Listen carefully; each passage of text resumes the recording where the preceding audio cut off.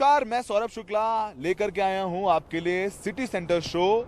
और ये city centre show खास है क्योंकि हम ये सीधे लेकर के आ रहे हैं लद्दाख से। लद्दाख में आप देखेंगे तो पीछे लगातार आपको सैनिकों की गाड़ियां, आर्मी की गाड़ियां आपको जाते हुए दिखेंगी। और तमाम गाड़ियां हैं वो जा रही हैं गैल्वन वैली की तरफ, जहां पर भारतीय और चीन सैनिकों के बीच झड़प हुई, जिसमें 20 सैनिक शहीद हुए। उसके अलावा खबर ये भी है कि काफी चीनी सैनिकों के भी हताहत और उनकी भी मारे जाने की खबर है।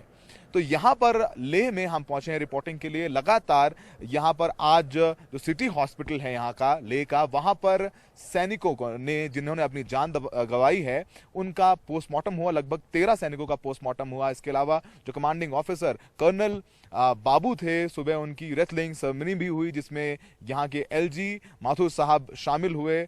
और उसके बाद उनके पार्थिव शरीर को उनके घर भेज दिया गया, जहां पर उनका अंतिम संस्कार किया जा रहा है। इसके अलावा जे हम पास सामने है कमांडिंग हॉस्पिटल का, ये कमांड हॉस्पिटल है जहां पर जो घायल सैनिक हैं उनका इलाज चल रहा है। कहा जा रहा है कि 4 से 5 सैनिक ऐसे हैं जो कि गंभीर रूप से घायल हैं। इसके अलावा दूसरे और भी सैनिक हैं जिनको चोटें आई हैं, उनका इलाज यहीं पर चल रहा है। लेकिन लगातार कई सवाल उठ रहे थे कि प्रधानमंत्री मोदी क्यों नहीं बोल रहे हैं। प्रधानमंत्री ने अपनी चुप्पी तोड़ी आज और उन्होंने कहा कि जो हमारे सैनिकों की शहादत है, उनका बलिदान है, वो व्यर्थ नहीं जाएगा। भारत शांति चाहता है, लेकिन भारत उकसाने पर हर हाल में यथोचित जवाब देने में सक्षम है। और हमारे दिवंगत शहीद वीर जवानों के विषय में देश को इस बात का गर्व होगा कि वे मारते मारते मरे हैं। प्रधानमंत्री मोदी ने देश को संबोधित करते हुए साफ कहा कि मैं देश को यकीन दिलाना चाहता हूं कि हमारे सैनिकों के बलिदान को व्यर्थ नहीं जाने दिया जाएगा। हम कभी किसी को भी उकसाते नहीं हैं, लेकिन हम अपने देश की अखंडता और संप्रभुता के साथ समझौता भी नहीं करते हैं। जब भी समय आया है, हमने देश की अखंडता और संप्रभुता की रक्षा करने में अपनी शक्ति का प्रदर्शन किया है, अपनी क्षमताओं को साबित किया है। त्याग और तितिक्षा हमारे राष्ट्रीय चरित्र का हिस्सा है, लेकिन साथ ही विक्रम और वीरता भी उतना ही हमारे देश के चरित्र का हिस्सा है। मैं देश को भरोसा दिलाना चाहता हूं, हमारे जवानों का बलिदान व्यर्थ नहीं जाएगा। हमारे लिए भारत की अखंडता और संप्रभुता सर्वोच्च है, और इसकी रक्षा करने से हमें कोई भी रोक नहीं सकता। इस बारे में किसी को भी जरा भी भ्रम या संदेह नहीं होना चाहिए। इस बीच विपक्ष ने भी सरकार पर सवाल उठाए। कांग्रेस अध्यक्ष सोनिया गांधी ने कहा कि इस मुश्किल की घड़ी में वो देश और सेना के साथ खड़ी है। क्या हमारे सैन्य अधिकारी या सैनिक अभी भी लापता है? हमारे कितने सैन्य अधिकारी और सैनिक गंभीर रूप से घायल हैं? चीन ने हमारे कितने हिस्से पर और कहां-कहां कब्जा कर रखा है? इस पूरी स्थिति से निपटने के लिए भारत सरकार की सोच, नीति और हल क्या है? हम विश्वास दिलाते हैं कि संकट की इस घड़ी में कांग्रेस पार्टी पूरी तरह हमारी सेना, सैनिकों सैनिक परिवारों और सरकार के साथ है। मुझे यकीन है कि इस चुनौतीपूर्ण समय में पूरा देश एकजुट होकर दुश्मन का सामना करेगा। सोमवार को गलवान घाटी में क्या कुछ हुआ, उसकी कुछ जानकारी निकलकर सामने आ रही है। जो जानकारी निकल के सामने आई है उसके मुताबिक भारतीय गश्ती दल ने 16 बिहार के कमांडिंग ऑफिसर कर्नल संतोष बाबू की अगुवाई में चीनियों को टेंट हटाने को कहा। समझौते के मुताबिक चीन टेंट हटाने की बात मान चुका था, लेकिन उसको लेकर दोनों पक्षों में शारीरिक झड़प शुरू हो गई। चीनी पक्ष के पास कांटेदार लाठियां भी थीं। दोनों पक्षों ने अपने लोगों को बुलवाया। दोनों तरफ से कई लोग घायल हुए। संकरी जगह पर धक्का मुक्की के दौरान कई सैनिक गलवान नदी में गिर पड़े। बहुत तीखी ठंड थी, हाइपोथर्मिया से हालात बिगड़े। 16 जून को इसे पूरी तरह खाली करा लिया गया। सेना के सूत्रों के मुताबिक कम से कम 45 चीनी सैनिक हताहत हुए। चीनी सैनिकों को हटाए जाने का निरीक्षण किया गया।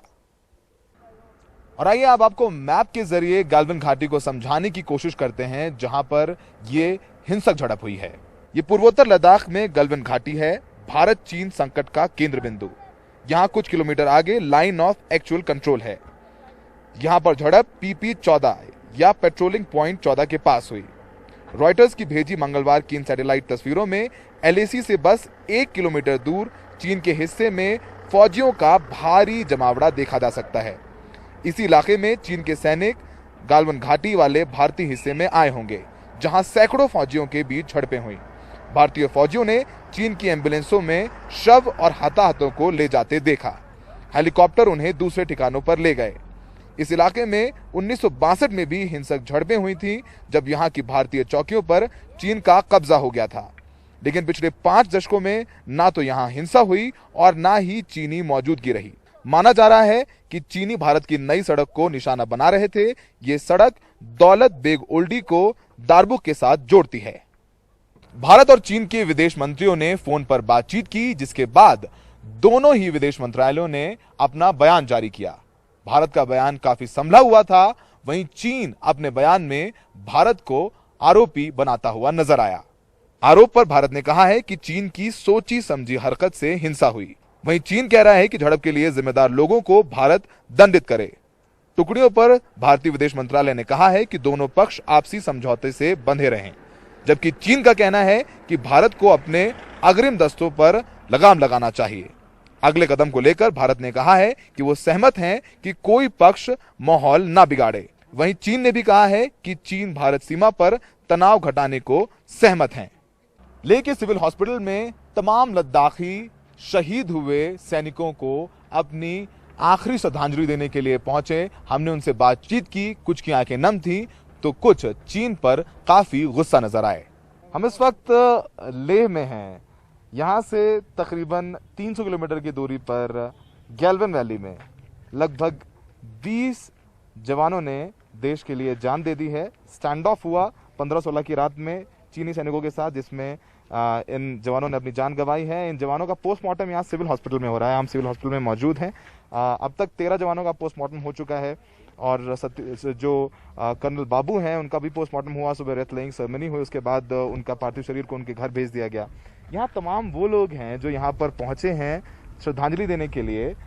हमारे साथ बुद्धिस्ट एसोसिएशन जो लद्दाख के उनके प्रेसिडेंट हैं, सफ़ेद मफलर है, एक पारंपरिक तरीका है लद्दाख के लोगों का शहीदों को श्रद्धांजलि देने के लिए। और हम सब जानते हैं कि लद्दाख के लोग बेहद देशभक्त होते हैं और पिछले 1 महीने से लगातार जो स्टैंड ऑफ चल रहा है, लगातार यहाँ के लोग उसको ऑब्जर्व कर रहे हैं। हमारे साथ यहाँ पे प्रेसिडेंट हैं बुद्धिस्ट एसोसिएशन के। सर, आपका नाम क्या है? सर, मेरा नाम पीटी कुंजंग है। मैं लद्दाख बुद्धिस्ट एसोसिएशन का प्रेसिडेंट हूँ और लद्दाख बुद्धिस्ट एसोसिएशन लद्दाख के बुद्धिस्ट कम्युनिटी का एपेक्स बॉडी यहाँ पे है। सर, आज आप लोग यहाँ पर किस लिए आए हैं?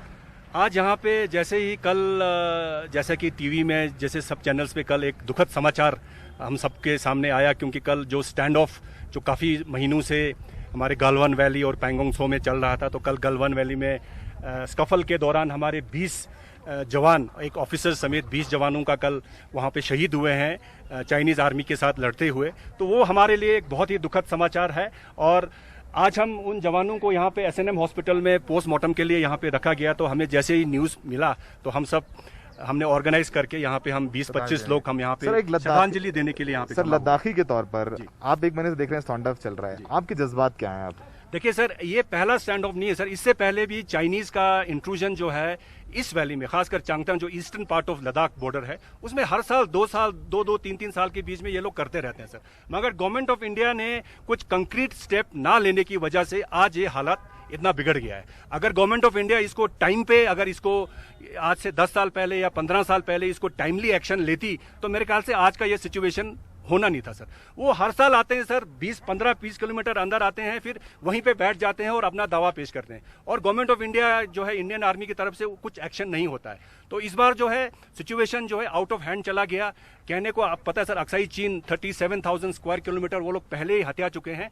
अभी थोड़ा थोड़ा करके थाउजेंड्स ऑफ किलोमीटर्स वो लोग इंडियन साइड में पेनिट्रेट हुए हैं, क्योंकि वहां पे LAC पे कोई डिमार्केशन नहीं है, कोई लाइन ऑफ एक्चुअल कंट्रोल का कोई डिमार्केटेड नहीं है।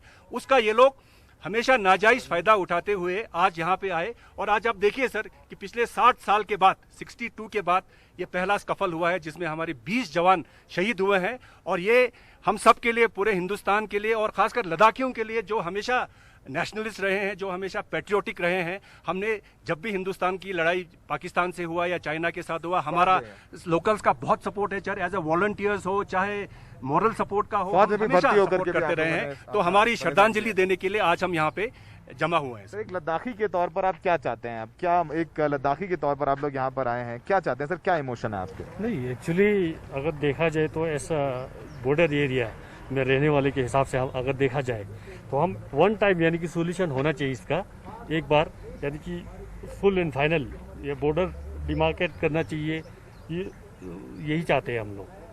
आप बताइए सर, आपकी क्या इमोशन है, क्या जज्बात है एक लद्दाखी के तौर पे? सर, इस लद्दाखी के हिसाब से तो हमें काफ़ी दुख हुआ। एक तो पहली बात है कि हमारा हिंदुस्तानी जो जवान जो शहीद हुआ, और दूसरी बात यह है कि अगर इस तरह से आते रहे तो हमारा तो पता नहीं क्या होने वाला है। तो इसलिए हम चाहते हैं कि जल्द से जल्द इसके एक्शन लिया जाए, उनको बदला लिया जाए, बदला लिया जाए। तो ये आम लद्दाखी लोग हैं और प्रेसिडेंट भी हैं बुद्ध एसोसिएशन के, और समझिए कि ये अगर कुछ बोल रहे हैं तो ये आम लद्दाखी की आवाज़ है। और इनका यही कहना है कि हर साल ऐसा चीनी करते रहे हैं, लेकिन इस बार कुछ ज़्यादा हो गया है, करारा जवाब देना होगा। प्रधानमंत्री भी यही कह रहे हैं कि हमारे जवान मारते मारते मरे हैं और उनकी शहादत ज़ाया नहीं जाएगी। तो जाहिर सी बात है कि इस बार हमारे जवानों को करारा जवाब भी दिया है, और यहाँ के जो लोग हैं लद्दाख के, वो भी चाहते हैं कि इस बार भारत भी है वो डट के रहे, और चीन जो हर बार ये गुस्ताखी करता है, हमारी सरहदों पर आकर के कब्जा करके बैठता है, वो दोबारा वापस ना कर पाए। लेह से सहयोगी अश्विनी मेहरा के साथ सौरभ शुक्ला, NDTV इंडिया।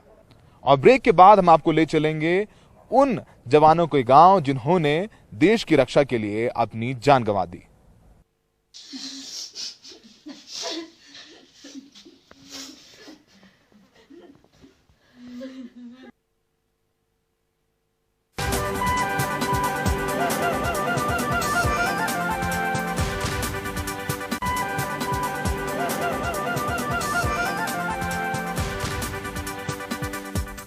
लद्दाख के गालवन घाटी में चीन के सैनिकों से हुई हिंसक झड़प में कांकेर और रीवा के भी जवानों ने देश के लिए लड़ते हुए जान गंवा दी।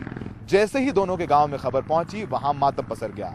कांकेर के गणेश हिंसक झड़प में बुरी तरह से घायल हुए थे, उन्हें अस्पताल में भर्ती कराया गया, जहां उन्हें बचाया नहीं जा सका। चारामा ब्लॉक में कुरुटोला गांव के बेहद गरीब परिवार से आने वाले गणेश कुंजाम 12वीं के बाद 2011 में सेना में भर्ती हो गए थे।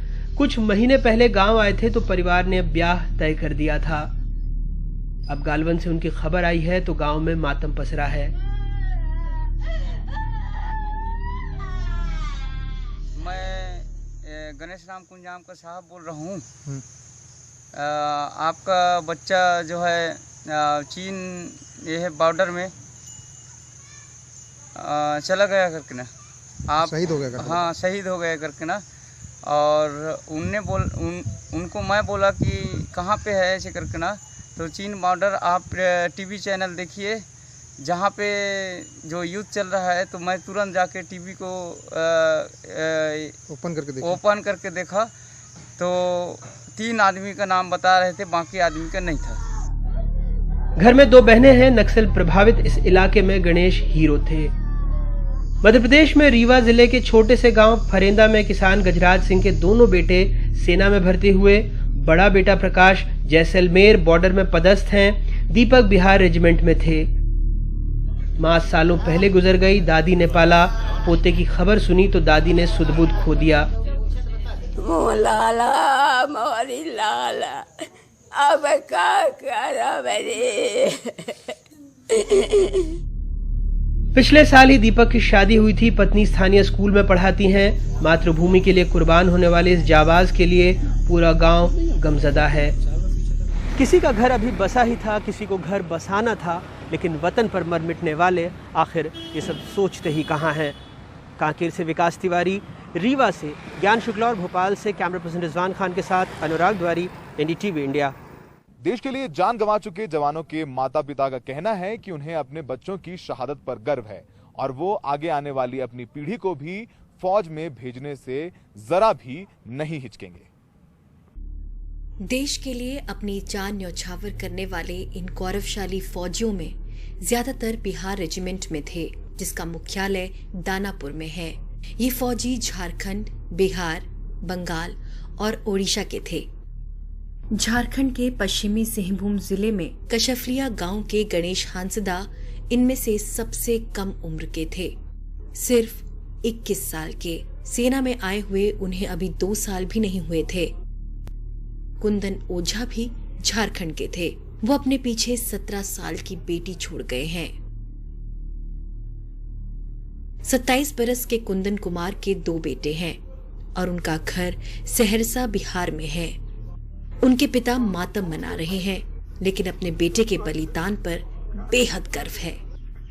देश के लिए बेटा ने शहीद हुआ है और पोता को भेज रहे हैं। 2 ठो पोता है, उसको भेजेंगे। पटना के सुशील कुमार, वैशाली के जय किशोर, समस्तीपुर के अमन कुमार, भोजपुर के चंदन कुमार, सभी बिहार के माटी के लाल।